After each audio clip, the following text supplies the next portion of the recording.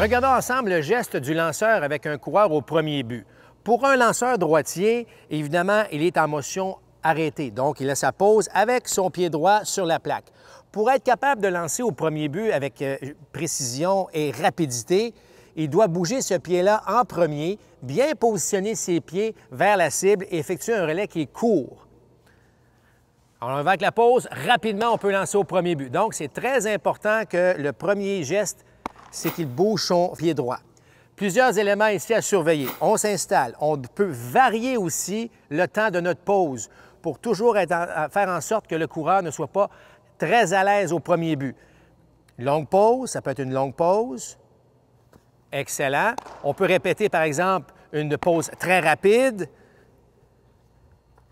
L'important, donc, c'est de varier. On ne veut pas nécessairement retirer le coureur au premier but, mais bien de le garder le plus près possible du coussin pour l'empêcher d'obtenir un bon départ. Le dernier aspect ici, c'est qu'on peut carrément retirer notre pied de la plaque.